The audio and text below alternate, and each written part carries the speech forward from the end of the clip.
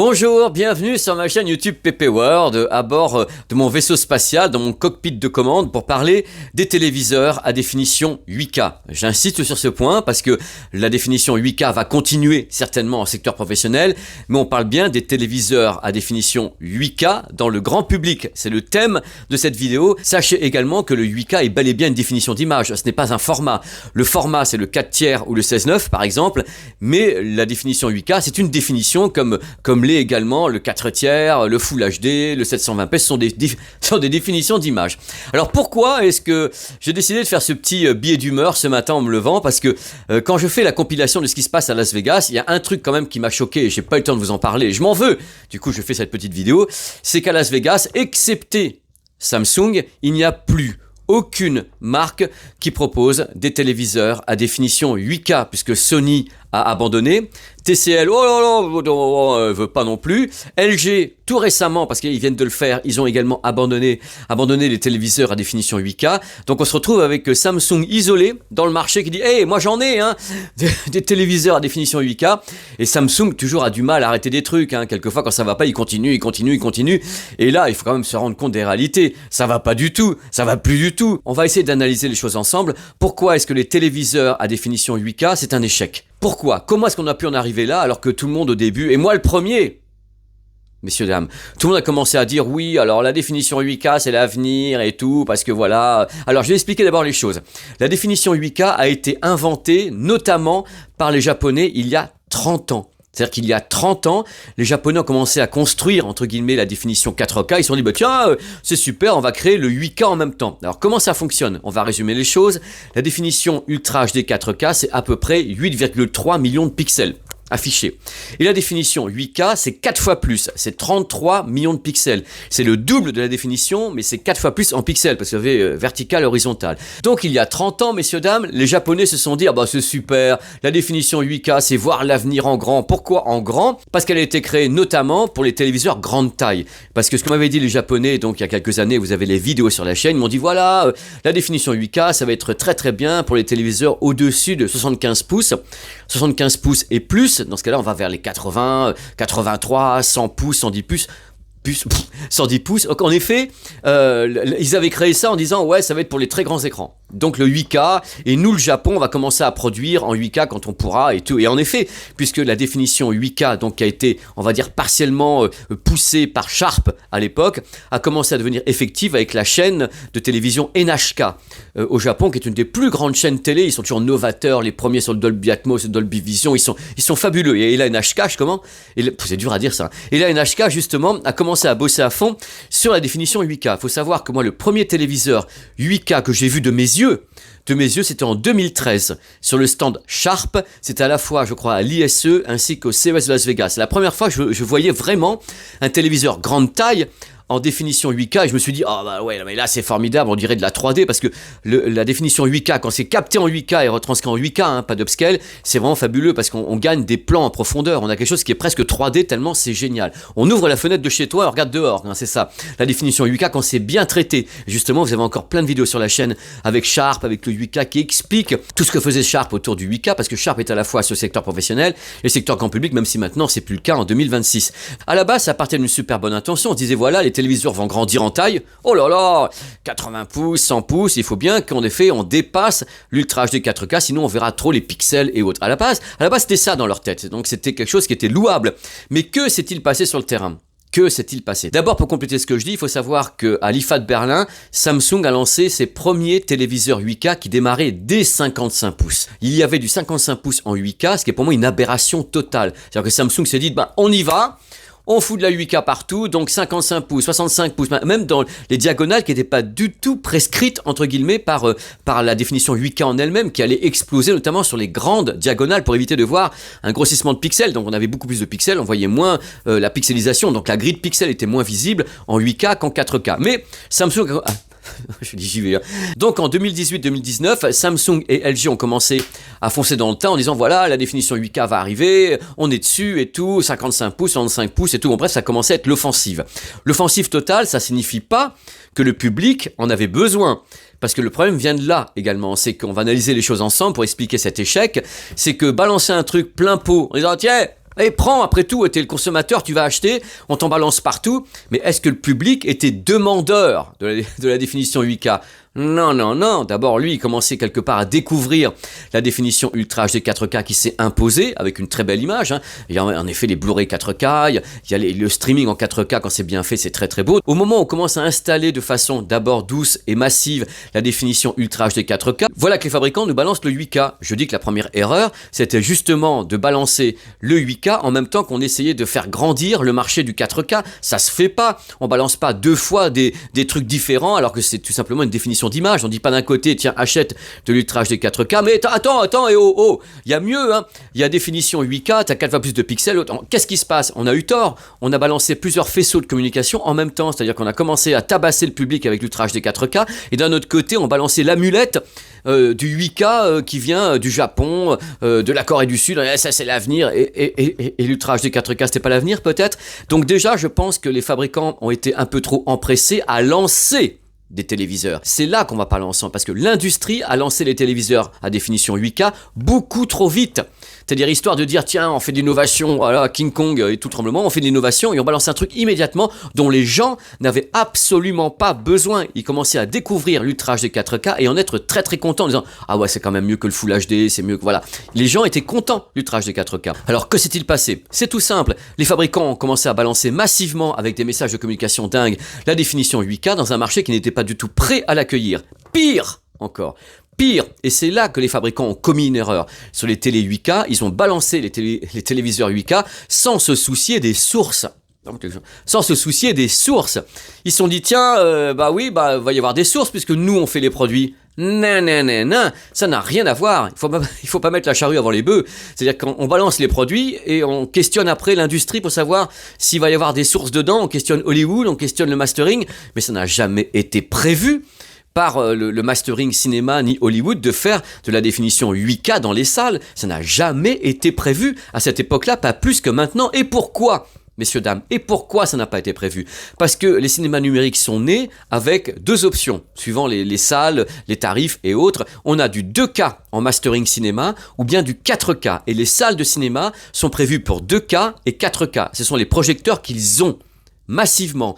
Ça coûterait une fortune de refaire toute la chaîne de mastering du cinéma de A à Z, depuis la captation en passant par le mastering, en passant par la diffusion en salle dans toutes les salles. Ça coûterait une fortune de révolutionner à ce point-là la définition dans les salles de cinéma, alors que ça a pris entre 10 à 15 ans de faire arriver déjà le 2K et le 4K. Donc ça repousserait l'échéance. Par exemple, on va dire, si on décide maintenant aujourd'hui de faire venir le 8K pleinement dans les salles de cinéma, il faut compter de 10, 15 à 20 ans pour que ça s'installe de façon mondiale. Les fabricants ne voulant pas voir cela ont commencé à balancer les téléviseurs à définition 8K.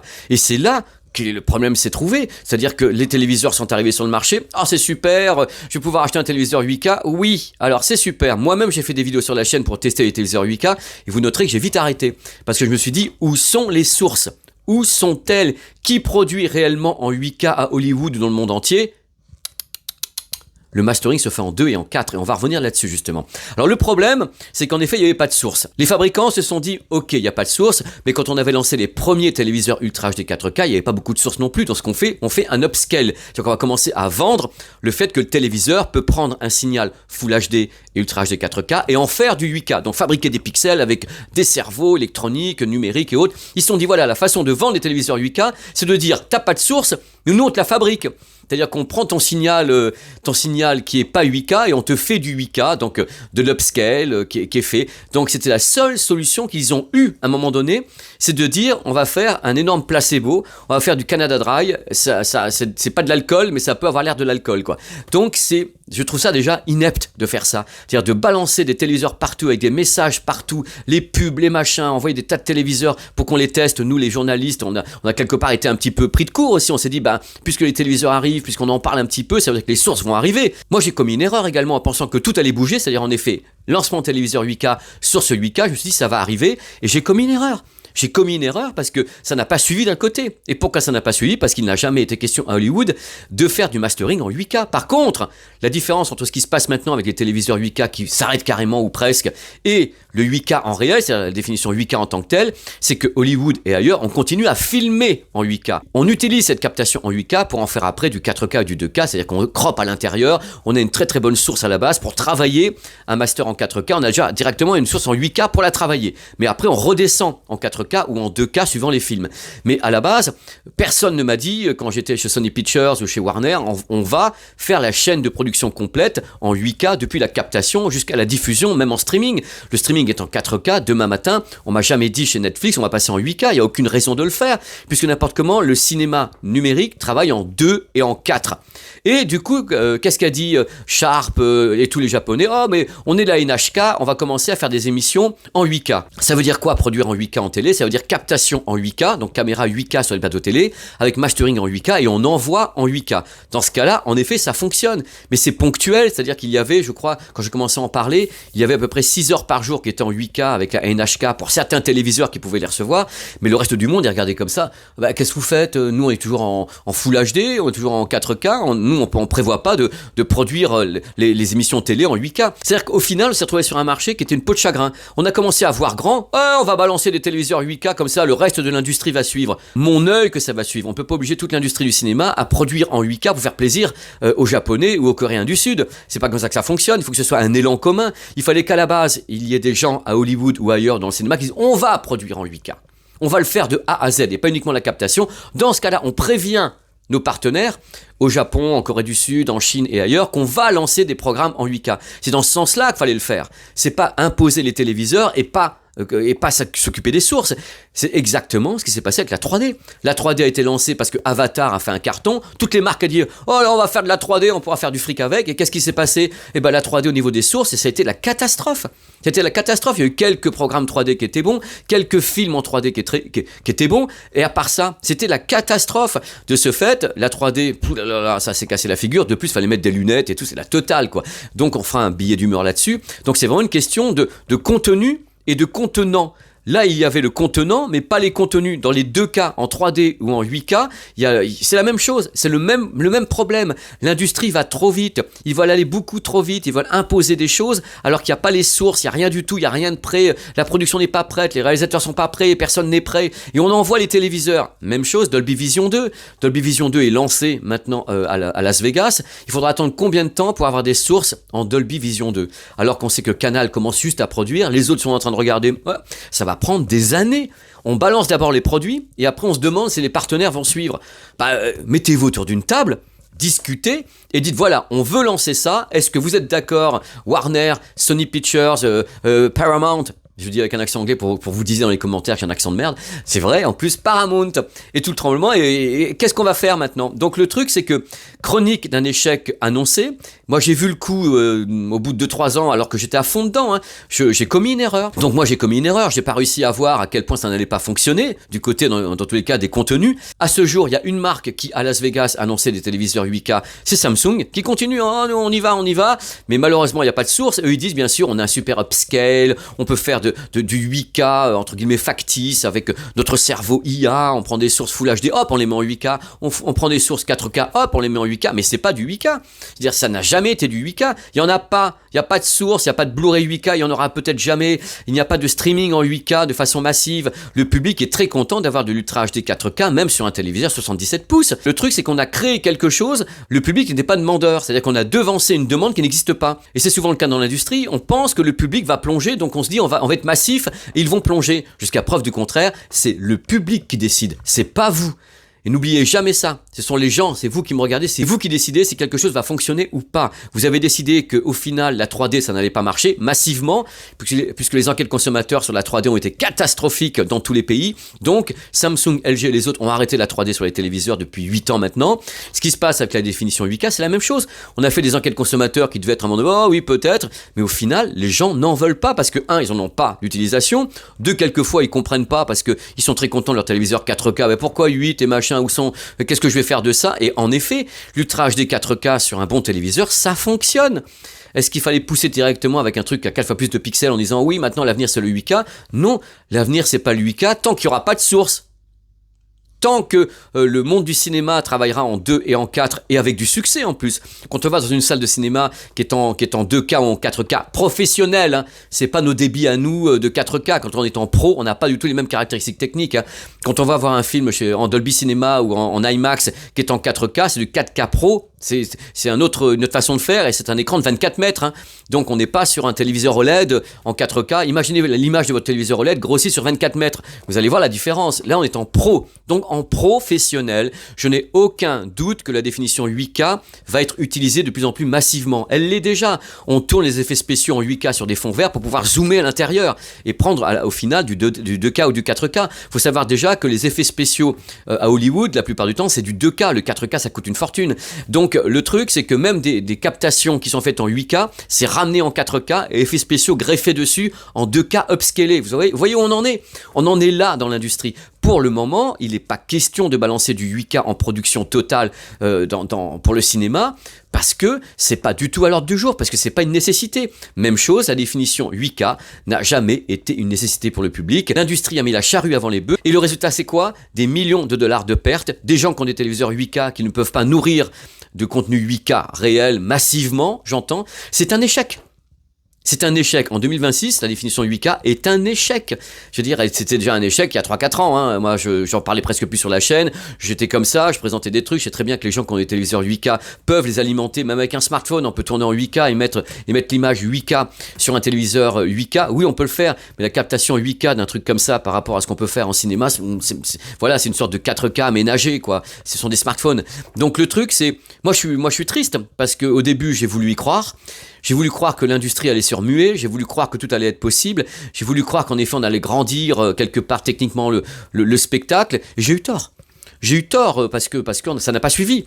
Et j'ai eu tort parce qu'en même temps, l'Ultra HD 4K est largement suffisante pour animer en effet une captation de smartphone, des caméras, pour animer votre téléviseur, hein, une projection. Ça marche très très bien en Ultra HD 4K, c'est quand même déjà 8,3 millions de pixels. C'est pas un truc, on n'est pas en Full HD, on n'est pas en 720p, on n'est pas là-dessus, on est déjà sur quelque chose qui est solide. Et c'est parce que c'est solide que le public, quelque part, a eu parfaitement raison de ne pas aller vers la définition 8K. Parce qu'en même temps, où sont les sources? Et voilà, c'est un échec commun, je pense. Mais là-bas, je pense que l'industrie porte le poids de ça, l'industrie du matos, c'est un hardware, porte le poids de ça. Ils ont voulu aller trop vite. Comme toujours, on ne balance pas une définition 8K au moment où on essaye d'introduire l'Ultra HD 4K dans le monde.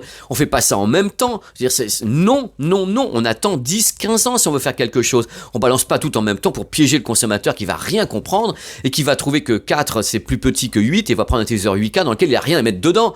Quelque part, c'est compliqué ça. Ce qui s'est passé au CES 2026 avec uniquement Samsung qui est là en disant tiens ouais je vais montrer un téléviseur 8K, c'est vraiment la preuve que c'est la fin. C'est un échec. Tous les autres sont comme ça. Même les marques qui lancent des grands téléviseurs à 100 pouces, 115 pouces maintenant sont en 4K. Ils sont en 4K, ils ne sont absolument pas en 8K. C'est la preuve par tout ce que vous voulez que même les téléviseurs grande taille sont motivés par des images en 4K et pas en 8. Donc c'est la fin. Si la 8K avait pu survivre dans les téléviseurs grand public, hein, elle aurait commencé à attaquer les téléviseurs grande taille qui sont lancés maintenant, les micro LED, machin truc, et tout ce qui va bien. Et c'est même pas le cas. Donc les fabricants lancent des nouvelles technologies actuellement, vous avez vu à Las Vegas tous les trucs, et tout est en Ultra HD 4K. Il n'y a rien qui est en 8K. Pour moi, c'est la preuve par tout ce que vous voulez que ça va pas. Voilà, c'était donc mon petit billet. Oh là, je vais me rapprocher. C'était donc mon petit billet d'humeur. Je suis super content d'avoir fait. Commentez, parce que ce sont vraiment des improvisations. Hein. Donc commentez avec joie, et moi je suis là, je vous lis. Et si vous avez d'autres trucs à me dire, il n'y a pas de problème. Il y aura d'autres billets d'humeur comme ça dans mon cockpit de vaisseau spatial. Merci d'avoir regardé. J'essaie de savoir ce que j'ai oublié. Non, je pense qu'on a résumé les choses. Les fabricants ont lancé des produits et il n'y avait pas les sources. Bien sûr, il y a des petits essais qui ont été faits, mais pour moi, un marché, c'est massif. C'est pas uniquement 3 gars qui balancent un signal en 8K pour dire hey, ça fonctionne. Hein. Non, il faut que ça soit massif. Il faut que ça soit en effet tout le cinéma. Il faut que ça soit en effet tout ce qui se fait en streaming, en chaîne télé. On en est à des milliards de lieux de ça. Donc, voilà. Si vous avez un téléviseur 8K, bah, c'est très bien, parce que je suis content pour vous. Vous avez un téléviseur qui a beaucoup de pixels et que vous alimentez avec le fait qu'il y a des upscale ou des trucs comme ça et peut-être même des sources en 8K que vous avez depuis le Japon et autres.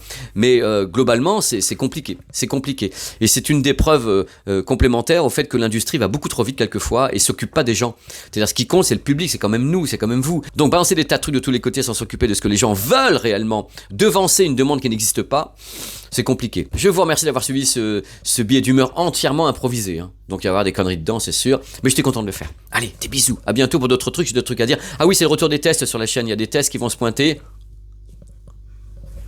Voilà, ça arrive dans les semaines à venir parce que là, le mois de janvier, sont toujours les annonces et après, les tests arrivent. Voilà, et il y a des reportages aussi, des trucs de ouf, de ouf. Allez, ciao.